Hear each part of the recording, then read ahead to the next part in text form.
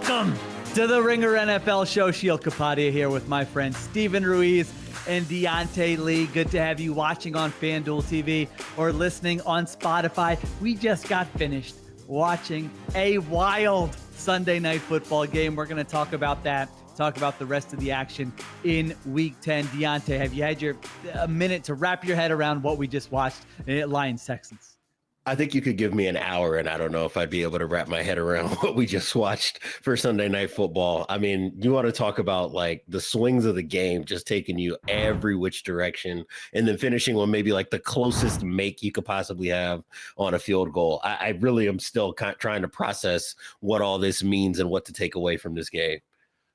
Yeah, no doubt about it, Ruiz. Yeah, I kind of had my head down writing during certain parts of this game, but every time I looked up, I heard Chris Collinsworth or Mike Tirico discussing another interception from one of these quarterbacks. And it seemed like all of them kind of looked alike too. It was like the same interception over and over again, especially for Jared Goff. But this Lions team, I mean, we're going to talk about it, but their ability to overcome even mediocre quarterback play from week to week, every now and then, has been astounding. They still look like one of the better teams in the league. Yeah, they've got 8 wins now atop the NFC standings. All right, we're going to start it off with that game. We started off with lessons we learned from the week. And Diante, you're up first. So what did you learn from Texans Lions today? I think the best way you can boil it down is that the Lions have kind of built a quarterback-proof system, and the Texans are running a very quarterback-dependent system. And I think that you really saw that manifest itself in the second half as Houston was trying to put the game away, and CJ Stroud gave the ball away, took some sacks. And there was just a point in time about maybe midway through the third quarter where I was watching CJ Stroud just work in the drop back game. And I just thought, like, how many times have I seen over the last 3 weeks him not be moved off of his platform within the first 2 seconds, 2.5 seconds of a drop back? And that's not to say that he was faultless in this game. The speed out that turned into an interception of Carlton Davis was a poor throw, poorly timed throw. And then obviously the throw into the end zone, badly underthrown, didn't see it until late, which gave the defense an opportunity to get back underneath it. But when you're able to set that to the side and just think about it holistically, so often there's immediate interior pressure that he's got to sidestep, and now that changes his vision. Or you get immediate edge pressure, and now he's forced to step up in the pocket, and now there are certain throws outside the numbers that are harder to access as a result.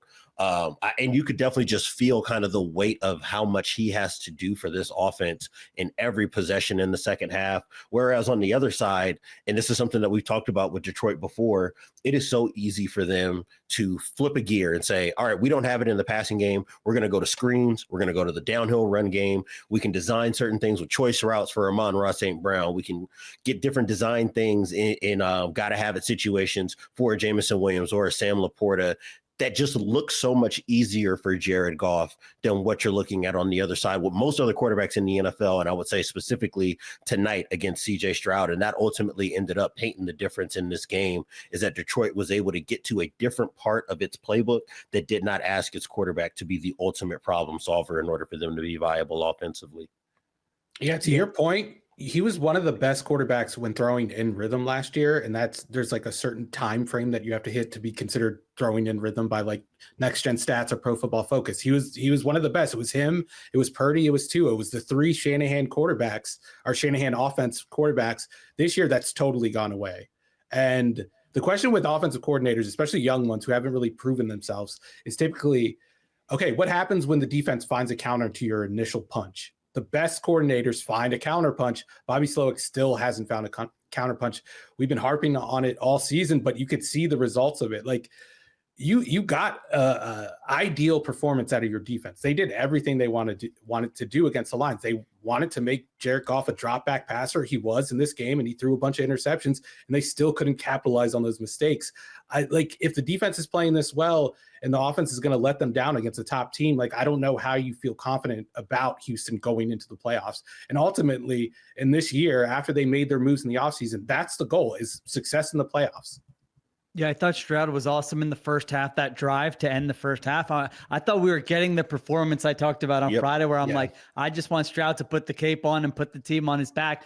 And they're up 23-7. And I'm like, oh, yes, we are getting it. Anyone who said anything about CJ Stroud this year, you're going to see this game. He's going to win it for the Texans. And then in the second half, to your point, Ruiz, 7 possessions, 4 punts, 2 interceptions, 1 missed field goal. They had more than 1 first down on one of those drives in the entire second half. This ended up being a bad offensive performance and a very good defense. Both teams, obviously, with all the interceptions, but even interceptions aside, 2 very good defensive performances in this game. And like, you can't go 7 possessions against this Detroit Lions offense. I don't care what the score is. Like, they could be 35-3 or something. I bet if you go 7 straight possessions in a game without scoring against this Lions offense, they're going to figure it out. And to your point, Diante, you saw it wasn't always pretty for the Lions, but you always felt like they have a chance on this drive. They have a chance on this drive. Oh, beautiful screen design to Jahmyr Gibbs. Oh, great run by Jahmyr Gibbs. Oh, Amon-Ra St. Brown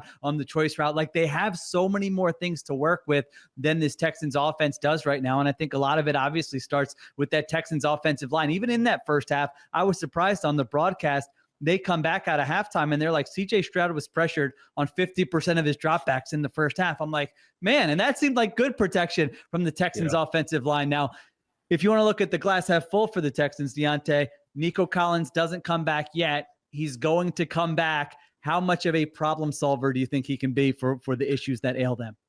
I mean, that gets you right back, or at least it makes being in rhythm, as Steven was detailing, a little bit more accessible, because now I can get to my back foot and maybe throw some of those Russell Wilson moon balls on a fade or on a post or on a comeback route where I don't have to try to survey the entire field and have to be concerned with what angle is this pressure coming from and how do I have to reset my feet in order to find Dalton Schultz for 7 yards or in order to find Tank Dell for 9 or 10 yards. I think that will definitely be an additive for this offense. And then I think for the more attention that Nico Collins gets to draw, the more we can see what they were in the first 6 or so weeks of the year, at least when Joe Mixon was available to them, which is that teams have to honor them with a little bit more split safety. You can't play as much tight coverage, and now you can run the ball a little bit more effectively. You could definitely feel that missing in the game for them tonight, especially in the second half when it was clear that they didn't have it in the drop back game. They didn't have a run game that they could lean on to try to take some strain off of their quarterback. So I think Nico Collins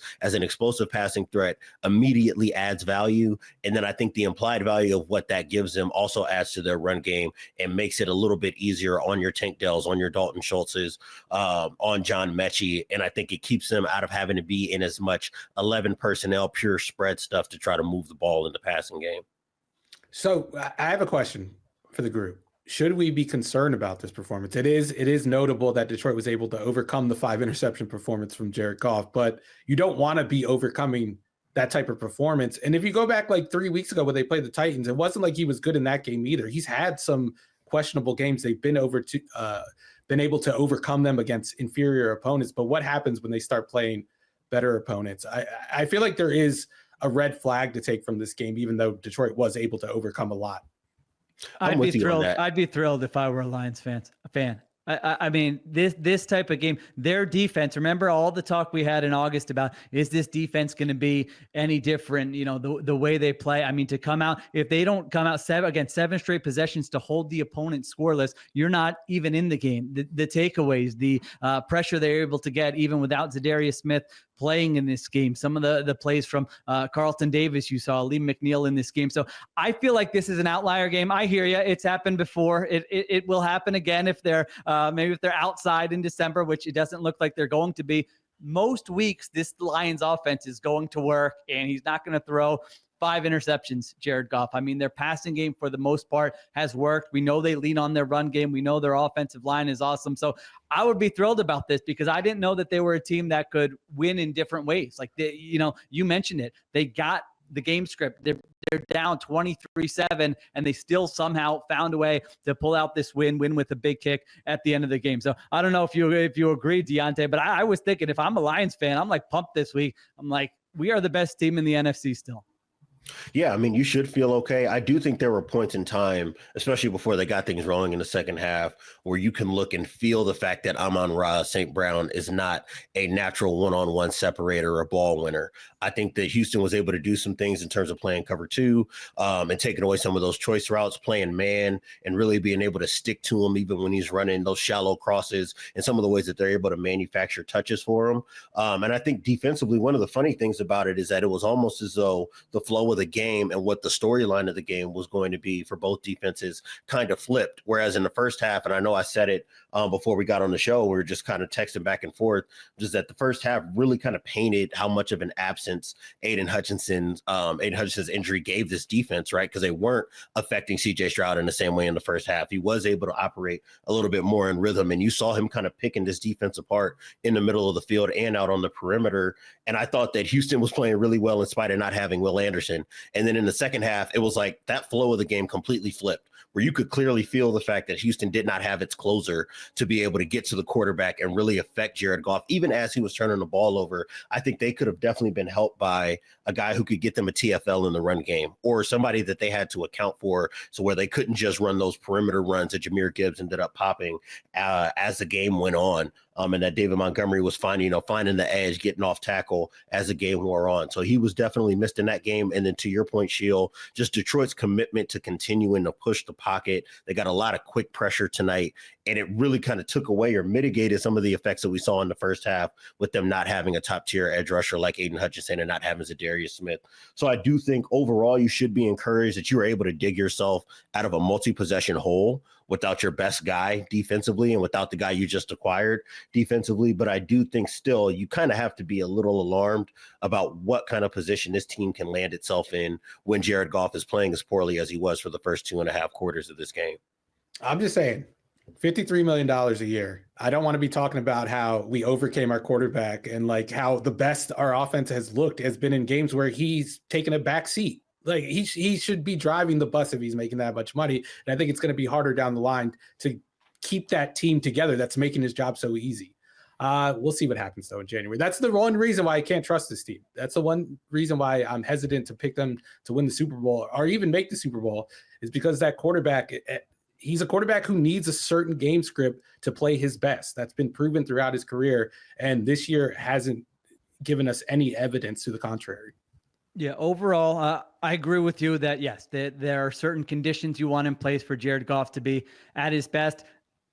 I think this year they have the pieces in place to allow for that for the most part. I mean, he's still second in drop back success rate. When they've had to call passes, they've been able to be pretty efficient. I understand not every game. You mentioned the game 2 weeks ago. Overall, we've seen those graphics that started the game 12 for 12 or whatever it is. I'll say this too. They don't have ADOT on those graphics for a reason. I'll just leave it at that. I'll say this too. I feel pretty, if I'm a Texans fan, like this day, all right, you lose. I'm not going to say I feel good. You lose 23-7, you lose a game. You're annoyed by that. At the same time, man, this defense, what they did to Jared Goff in this Lions offense for a long time in this game, what they did to Josh Allen, goes 9 for 30 against them. Like, what you want in the modern NFL is a defense that can play well against great offenses. Almost like, I don't want to say nothing else matters, but anyone can beat up on the backup quarterbacks in the NFL.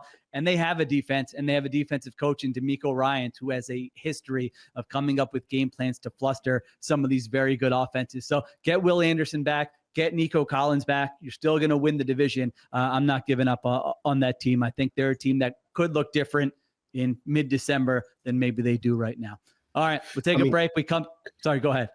No, I mean, the last point I was going to make is that this Texans team is starting to feel very 2010 San Diego Chargers to me, where they have the franchise quarterback, they have a really good defense, and it just seems like they're losing these close games and giving games away because something goes wrong either up front with the offensive line, or the run game does not have the kind of rhythm it needs, or something goes wrong with special teams, as it does with the missed field goal in the second half. So I do think if you're Houston, you feel better today than you felt coming off the loss against the Jets, but you do have to start kind of looking at where are we at as a franchise if we have the quarterback that we want to have in the future, and this defense already looks Super Bowl ready in year 2 under DeMeco Ryans, and we still are having these issues against contending football teams, because this doesn't look anything like what it was when they were beating Buffalo down a few weeks ago. If they need to feel any better about their situation, their divisional opponents are starting Will Levis, Mac Jones, and who's the other one? I'm already forgetting. Oh, Joe Flacco, of course. Joe Flacco, my favorite quarterback. How could you forget? There you go. Yes, they are in a good spot with that division, no doubt. All right, let's take a break. We come back. We find out what Ruiz learned in week 10.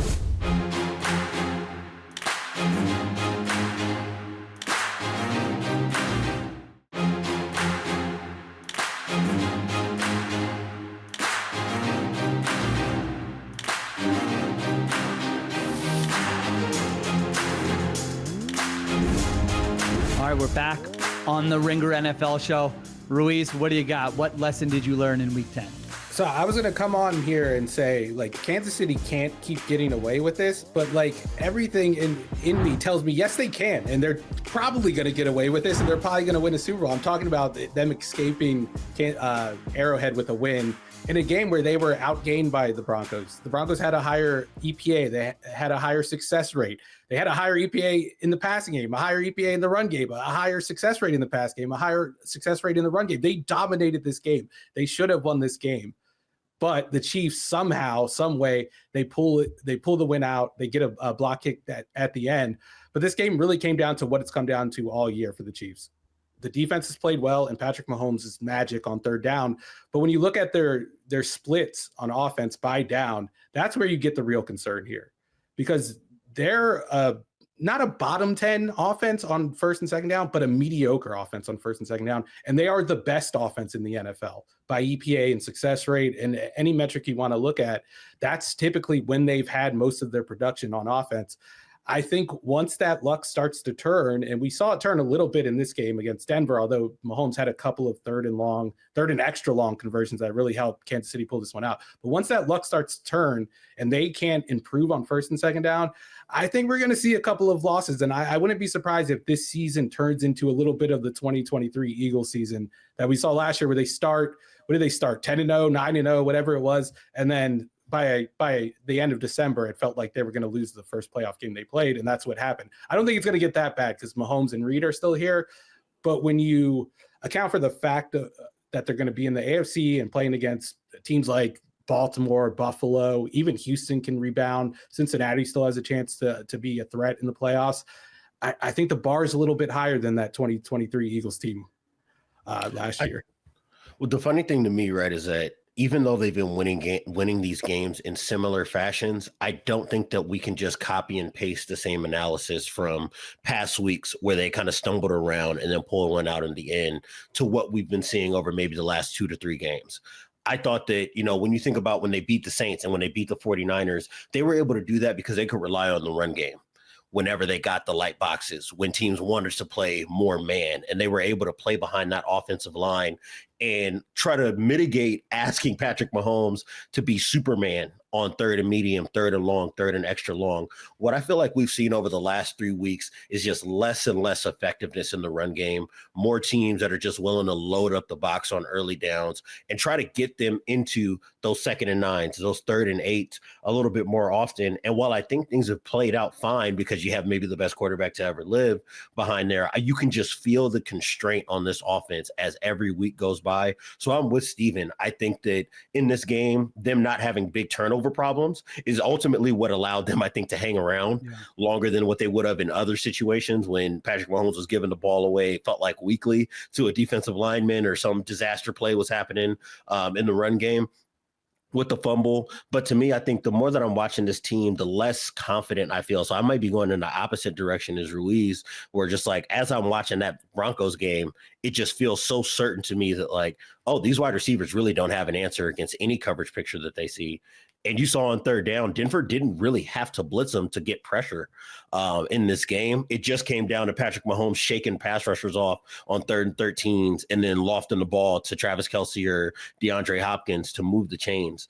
I just don't like living that way as a team that is chasing its third Super Bowl. And while I know I'm an idiot for not feeling good about the team with Patrick Mahomes, I can't ignore everything that I've learned about watching the NFL in my lifetime and say that everything is fine when we know that there are plenty of warning marks and yellow flags and orange flags with this team right now. See, that's why that's the only thing that's holding me back from writing this team off, is because I know how this is going to end. I know Patrick Mahomes and Andy Reid are going to figure it out. And I don't want to be the guy that's in the montage when they're winning the Super Bowl with all the media clips being like, oh, they're done this time. It's going to be Diante now. Don't make the same mistake, Sheil. I think it's a classic, like, two things can be true scenario. Yeah. I think the concern is validated. I mean, based on offensive success rate, this was their worst performance of the entire season. And a lot of that has to do with what Diante is saying. They couldn't run the ball. They averaged 3 yards per carry in this game, and everything has to be so methodical. They are producing an explosive play at the 5th lowest rate in the NFL. Can I tell you a team that produces explosive plays at a higher rate than the Kansas City Chiefs? The Chicago Bears. So don't worry, we're going to get to them. The Chicago Bears produce explosive plays at a higher rate than the Kansas City Chiefs in the year 2024. How is that possible? So I think it's okay to say there are concerns about this team. They are 9-0, but they are 7-0 in one-score games. Usually, you're not able to do that. Maybe with Patrick Mahomes, you're able to do that. But then I say the other part, that which Ruiz, you started with it. Like, so what? They should be like a 7-2 team? That's pretty good coming off a Super Bowl victory when you had questions coming into the season at offensive tackle, when you had a wide receiver go down, when you faced the 6th hardest schedule in the NFL. Like, 7-2 is still pretty good here. So I have concerns about them going forward, but I mean, this schedule is wild. Like, yes, they have the Bills next week. They've got the Browns on the schedule. They've got the Raiders on the schedule. They've got the Panthers on the schedule, and they've already won 9 games. So, like, let's say they lose every other game. You're talking about a 12-5 team who very well might still be the 1 seed. That's almost like the worst case scenario with this team. And let me ask you this. Most likely team to get to the Super Bowl from the AFC. Your life depends on it.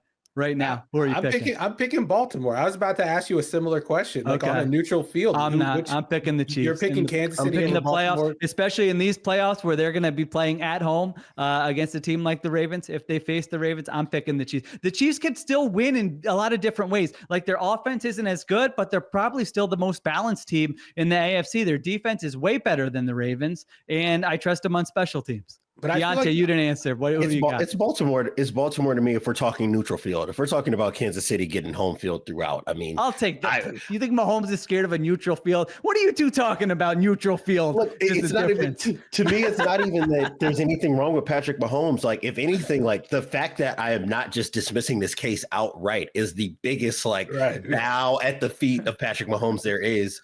They have a 54% success rate on 3rd and 10 or more dropbacks. That's insane. It's not that can't last. Like, literally, it just can't last. The league has taught us that that's not going to last. And that's not to say that when they're not converting these 3rd and extra longs at a ridiculous clip that everything's going to fall apart. But it is just another marker in terms of when things go wrong, the margin for error is not actually as great as I think their record suggests. I think that we're able to walk away from the result of these games and just say, oh man, Patrick Mahomes fixes all the problems. The truth of the matter is that Denver did outplay this football team. Like I said, this wasn't the San Francisco game. This wasn't the New Orleans game where Kansas City looked like the more talented team from snap 1 throughout, and they made mistakes along the way that allowed their opponent to hang around. This was them being outplayed, especially by Denver's defense, and they just happened to block a kick at the end.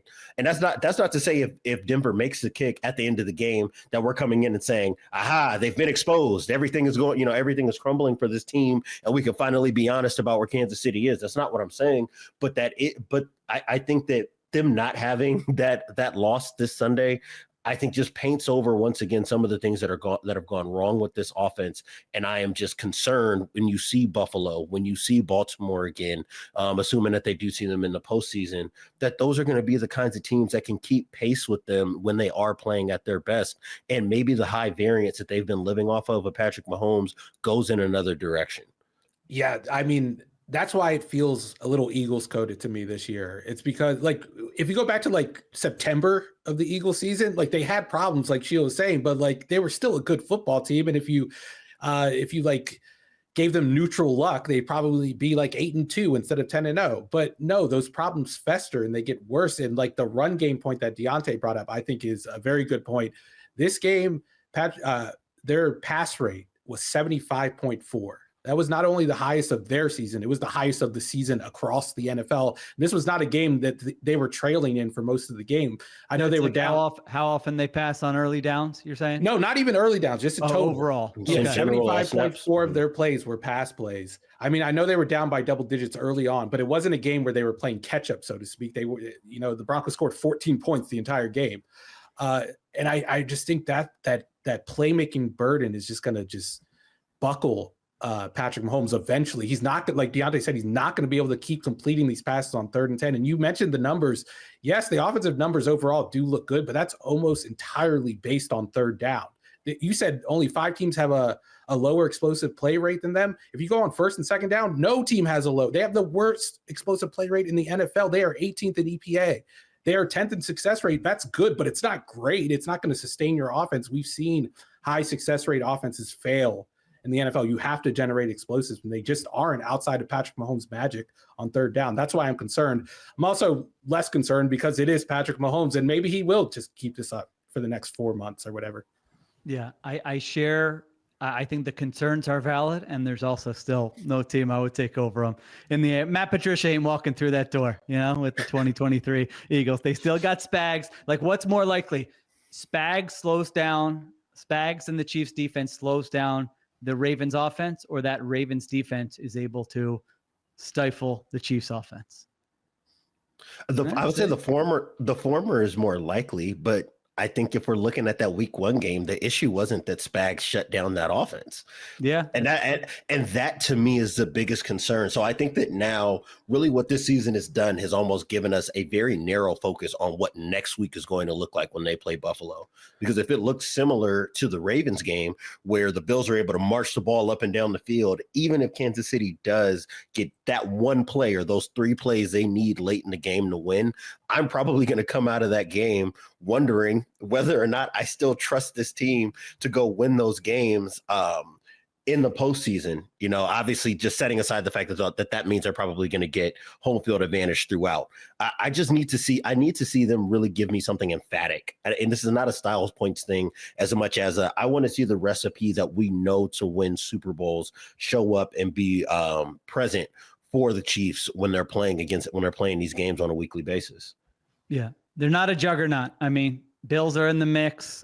Ravens are in the mix, like you guys mentioned. I just saw Chiefs are underdogs in that game. Oh, no. Add this to the underdogs. Good. Hello. Classic Mahomes performance. Make it a pick next week. You can get plus odds in the pick segment next week. Already? No, I need all the help I got. Yeah, I probably should start making them on Sunday night. I need some help in our picks contest. All right, we take a break. We come back. My lesson is about a team maybe we just talked about, but it's not going to be complimentary. I promise you.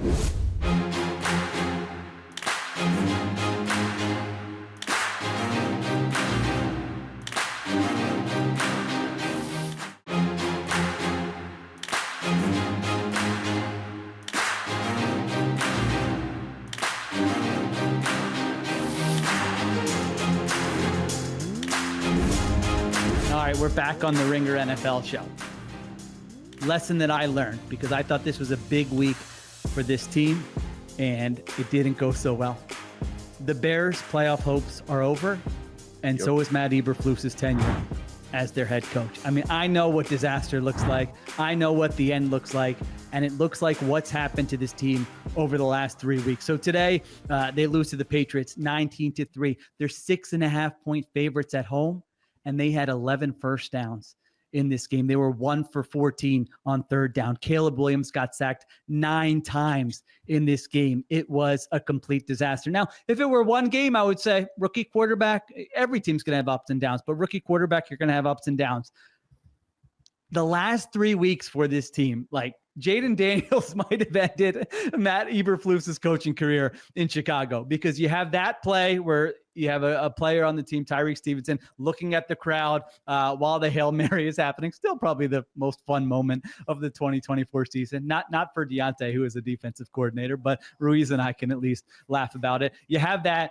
The next week, you have DJ Moore running off the field in the middle of a play. He says it's because of one thing. Matt Eberflus says it's because of another thing. And then DJ Moore's asked on radio, has Matt Eberflus lost the locker room? And he says, I want to say no. I want to say no. Like, I mean, I don't know. That's not saying no. That's I want to say no. By the way, they also gave up a 50-yard rushing touchdown at the end of the first half in that game. They get blown out by the Arizona Cardinals. And then this game happens. And so now you have 3 weeks in a row. You have 21 straight possessions over 2 games where you have not scored a touchdown. You are 4-5. On paper, 4-5 isn't that bad. They have the hardest schedule in the NFL going forward. Offensive line, a joke. Offensive scheme, a joke. Head coach, losing players left and right. Again, I know what this looks like. Organizations that have this much invested in a player like Caleb Williams, they're not going to be patient. They're not going to say, run it back. This thing is going to get way worse over the second half of the season. And listen, I'm not calling for Matt Eberflus's job. Seems like a nice guy, got the glow up in the offseason, did some nice things as a defensive coach, but it's not going well right now. And I fear that our boy Flus is going to be looking for a job at the end of the season. I mean, him growing a beard is like his biggest accomplishment of his tenure as Bears coach. And like, his wife bears the credit for that. She's the one who made the call that he keep it. Behind every strong man, you know?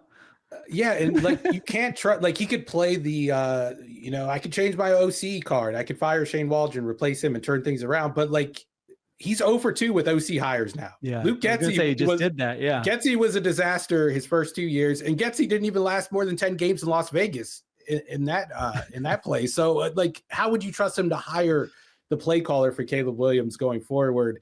And Kevin Byard was asked if Eberflus had lost the locker room today. He said, I don't want to get into that. He didn't say no. He didn't say yes, but he said, I don't want to get into that, which means yes, he has. It's over. And I don't know how you rebound from this. I mean, the Bears are last over the last 3 games in EPA, total EPA on throws. They're last in success rate.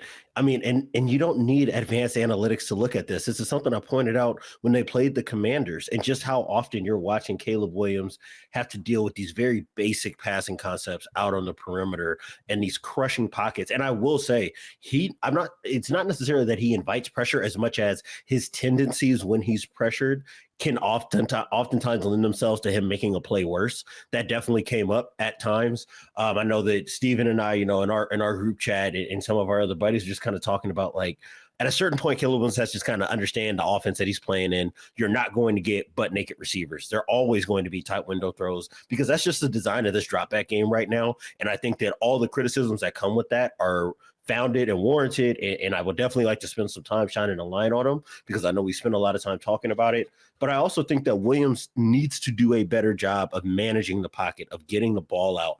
I do think that he has bailed backwards in a pocket in the same way that we were criticizing CJ Stroud for over the last couple of weeks, especially against the Packers and the Jets, in terms of making bad situations worse. And you're just kind of seeing this whole thing fall apart in a sense where they were never competitive in this game against the Patriots, and the Patriots were pretty awful offensively in this game. And the Bears had plenty of opportunities, plenty of possessions where they could have taken control of this football game. The fact that it never even felt like they had a puncher's chance at it kind of speaks to the state of this franchise right now. And I think that if you combine this game in particular with the Cardinals game last week, that definitely looks like trend lines for a team that is losing its grip on the rope. And with all these divisional games coming up, it's entirely possible that we could look up and this team may not be winning games at all come holiday season. The one thing I'll disagree with there is that, like, I feel like Caleb is making mistakes in the pocket, but these are mistakes typical of a rookie quarterback, and that I agree with quarterback should be allowed to make. And yeah, I don't think you're viewing his tape like harshly at all. But when you do watch the tape, like you go back and watch the Arizona game, and I'm trying to find plays where he left meat on the bone, and I can't find them. Like, he's doing things that you want to see. Not just your rookie quarterback do. He's doing things you want to see your third-year quarterback do, like before the snap, going through his progressions. He's trying to go through his progressions. And like Diante said, sometimes you just got to not do that. And sometimes you got to go into improvise mode a little bit earlier. And I don't think he's doing that as often as he did over the first month. And like it kind of worked in those games against lesser opponents. But when you see that they're not going to be able to protect him, I do think he's got to create a little bit more. And I do wonder if playing for this coaching staff and playing in this offense where the environment is just bad all around, from the protection to the receivers getting open downfield. DJ Moore's effort has been questioned over the last couple of weeks. Odunze is a good player. I think he's been promising, but he is a rookie and he does make rookie mistakes. And then Keenan Allen, Diante touched on this a couple of weeks ago. Somehow he's like their intermediate target, even though he should be just like a slot option on underneath stuff. It's just not a well-designed offense, and I don't know where you go from it. But I really think it's highlighting Caleb Williams' weaknesses and making them look bigger than they actually are.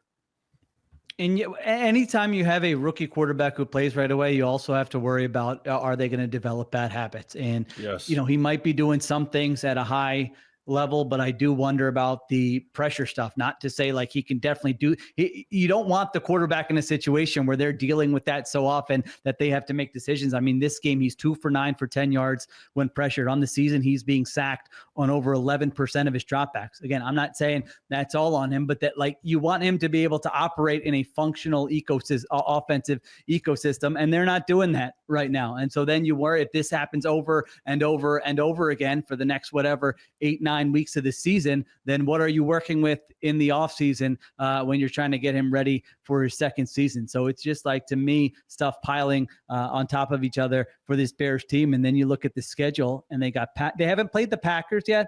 They haven't played the Lions yet. I mean, they haven't played the 49ers. They played the 49ers. You're talking about these are like the best teams in the NFC, make up 5 of their remaining games. And so they are in a really tough spot right now. Let me read off some of his time to pressures. He was pressured 16 times. Okay. 3 of them came after 2.1 seconds. He was sacked twice after 2.0 seconds. Do you know how often that happens? That doesn't happen very often. He's getting pressured in under 2.5 seconds. He doesn't even have a chance to finish his drop by the time there's pressure in his face. I don't know how any rookie quarterback would deal with that. I don't know how any quarterback would deal with it, regardless of experience. He's in quarterback hell. I know we talked about how he was in one of the best situations a number 1 pick has ever been dropped into, and people are still kind of holding that against him. Just watch the film. Does it seem like a good situation? It's not. Trust me, it is not. Yeah, I think it's going to get bad for this Bears team. Yeah, it's going to get worse. They got a bye coming up here, but then after that, Packers, Vikings, Lions, Niners coming out of the bye. I don't know that they're going to have many 21 straight drives without scoring a touchdown. You figure you would just luck into one at one point. But yeah, I don't know. We might be looking back at that Jaden Daniels Hail Mary as kind of a turning point. It could be for the better for, honestly, Caleb Williams' ultimate development here as a quarterback and for the Bears franchise. But they were looking a lot better a couple of weeks ago than they are right now. All right, we take a break. We come back. It will be time to plant our flags on something we saw or something we think is going to happen in the future.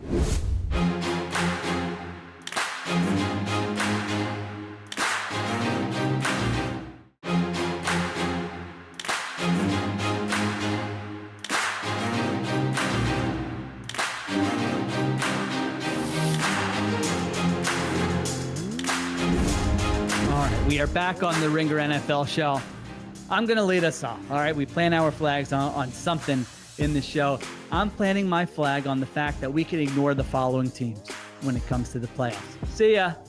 Had a nice season. You made it to, November 10th, November 11th. I'm not telling you if you're a fan of those teams. Sure, there's reasons to watch some of them. But in terms of playoff picture and how this season's going to end and who's hoisting the Lombardi, they're not going to be much of a factor or any of a factor this season. Now, some of these are easy. I did come to one fun conclusion that I want to get your guys' take on. But let's start with the NFC here. You guys tell me, am I wrong about any of these teams? NFC, I'm crossing off the Giants, 2-8. Brilliant performance this morning. Thanks for making me watch that game, guys. It was a great 3.5 hours well spent because it went to overtime, longer than the average game. Hey, I had no obligation, and I woke up and watched it. Honestly, it was kind of entertaining. It wasn't boring. Panthers, speaking of which, they're also on the list, 3-7. Saints, you got the win today. You're on the list, 3-7. Cowboys, you are 28th in point differential, and Cooper Rush and Trey Lance are probably going to start the rest of your games. You're 3-6. You're on the list. And then I've got the Bears. Again, on paper, 4-5. If you're a Bears fan, you say, what are you talking about? We're in the mix for the playoffs. I don't think you're in the mix for the playoffs. Those are the teams in the NFC that I have off the list. That was pretty easy. Now, the AFC is where this gets kind of interesting because the playoff field has really shrunk here. So you've got the Jaguars at 2-8, Raiders 2-7, Titans 2-7, Browns 2-7, Dolphins 2-6, Patriots 3-7, Jets 3-7, and I've got the Colts, who I just call the AFC version of the Bears, pretty much. They're 4-6. I've got them out of there. So think about that. There are 16 teams in the AFC, and I just eliminated 8 of them. So we have 8 teams battling for 7 spots in the AFC playoffs. Here are the teams: the Chiefs, the Bills, the Steelers, the Texans, the Ravens, the Chargers, the Broncos, and of course, I'm not giving up on my Cincinnati Bengals. 4-6, firmly in the mix in the AFC. First question to both of you. Did you hear a name of any team there where you say, Sheil, you can't eliminate them just yet? They still have a chance. Ruiz, you're shaking your head no. No. If anything, I thought your list should have been longer. Even in the AFC, you should have just eliminate 8 or 9 teams in the AFC. All right, Diante, I didn't miss it. You're good with the list of teams I'm eliminating, right? I'm good with the list. It's one of those things where it's like I'm not. There are names of teams that I might want to say because functionally they're still hanging around, right? Like Indianapolis is functionally still hanging around. Spiritually, that season is over. They're dead, right? They're dead. I'm going to take this back. If they make the switch back to Anthony Richardson and he could stop playing the worst football you've ever seen in your life, and they can get that run game going, this schedule is not hard. 2 qualifiers is too many. You've already laid out 2 qualifiers. Yeah. Too many. All right. I made my case. Okay, let me just read the schedule off. Jets next week. They can win that game. The Jets just got blown out by Arizona. Don't make me watch that game. The Lions are going to get trounced. They're going to get blown out. Doesn't matter who the quarterback is. But after that, they play the Patriots, the Broncos, the Titans, the Giants, and the Jaguars to finish the season. If they can get 4 wins, they can make the playoffs. I don't think that there's a quarterback on that roster that can handle Denver's blitzing. I've watched enough of both of those guys. I feel like if the Broncos turn up the heat, that game's going to be a disaster. Yeah, they can win a game here and a game there. I don't think they can reel off enough wins to get into the AFC playoff picture. So of those 8 teams I mentioned in the AFC, who is your odd team out right now? Do you need the list again? Because I mentioned 8 teams that could make it. It's Denver. Denver. It's Denver. Okay. It's Denver. Okay. It's Denver for me. I know I wasn't there to do the recap of the Thursday night football game this past week between Baltimore and Cincinnati. But after watching them play those 2 games against a team that I believe to be the best in the AFC, I feel pretty good about them being able to squeeze together just enough wins to sneak in, even if they are the 7th seed. And then the level of quarterback play that we're getting out of Joe Burrow and then what Jamar Chase has been for them, there's no way you can dismiss what we see from them when they're playing at peak capacity. So while we were dunking on you, I think throughout October, I think the more that I watch them now, the more comfortable I am with them finding their way into the playoffs, even if it's by a fingernail. Now, if I'm a Broncos fan listening, I'm saying, come on, we just we just played the Chiefs at Arrowhead and we win that game, if not for a blocked field goal at the end. Why are you so quick to eliminate us from the AFC playoff picture, Ruiz? Bo Nix. End of answer. Yeah, I mean, it's really the offense as a whole. Like, I don't think Sean Payton has done enough to prop him up as a quarterback. He had his best game of the season this past week against the Chiefs, and he made some strong throws, especially the one on the move to set up the game-winning field goal. But that was nice. He is improving. He's definitely improving, and he's definitely better than I thought he would be. But they do have to run a certain style of offense to get the best out of him, and we saw that. Like on the 2 drives they scored touchdowns, they moved the ball well, but outside of that, they didn't move the ball effectively at all. I think they had 3 and outs on the game. So it's kind of a mixed bag, even on his best day. And I think the longer we get into the season, the easier it's going to be for offenses to kind of deal with that havoc wreaking defense. They're going to figure out ways to block up Vance Joseph. I think there's an expiration date on that style of defense. Not that they're going to be bad. They're just not going to be the best defense in the NFL over the second half, in my opinion. And then I don't know. I think it's going to get hard. It might get even harder on offense if defenses get a beat on what they're doing offensively. Yeah, their formula is very interesting because Bo Nix's like superpower, if you want to call it that, as a rookie, has been not producing negative plays. Like he doesn't get sacked a lot, and his turnover worthy play percentage is very low. So theoretically, if you wanted to win with like a good defense and an offense that doesn't make a lot of mistakes and a coach who can scheme up some things here and there, like there is a formula to do that. I just think they're going to be unpredictable. Like I hear you with Vance Joseph. Like I was thinking that last week, after the Ravens, and then they come out and against Patrick Mahomes, like I'm not saying they, dominated that game, but you hold them to 16 points in that game. They definitely did some nice things. They stopped the run. Their defensive line has been probably one of the most overachieving units in the entire NFL this season. So yeah, it's tough. I have to go with the Bengals because I have so much stock invested in them. I don't feel that strongly about it. They kind of have an opposite formula where the quarterback and the receiver have to do everything, and their defense isn't going to give them anything. So we shall see. Well, the Bengals are only one game back of Denver, and Denver goes to Cincinnati in Week 17. So even the one game advantage they have, I think it's going to get wiped out by that game. And you know what? I want to be fair to Denver because Los Angeles's last 2 months is a lot more precarious schedule wise than I think Denver's is. They have to see Baltimore. They have to see Cincinnati. You've got to see Kansas City again. They have to see the Bucks, who played decently on offense. I think this week, notwithstanding, this was a pretty tough week for them playing up against the 49ers. But I think they see enough good quarterbacks to where, and this is something I've been kind of keeping an eye on. As much as I like what Jesse Minter has done with this defense, I think a lot of this has been, kind of taking candy from babies, so to speak. I do want to see what this is going to look like when it's Joe Burrow and Jamar Chase that you're game planning for, and not a Saints team that is already kind of on its last legs, or a Titans team that doesn't have much to play for. So that's going to be a team that I'm kind of looking at where they've banked enough wins to where they're safe, and they've only got to win maybe 3 out of the next 7 or 8 or whatever the case may be in order to get in the playoffs because of how the AFC is set up.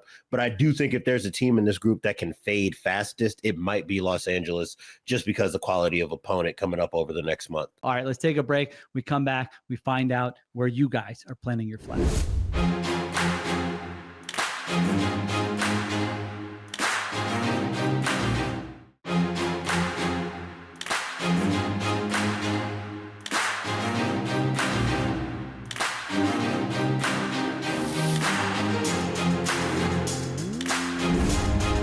Back on the Ringer NFL show. Ruiz, where are you planting your flag after week 10?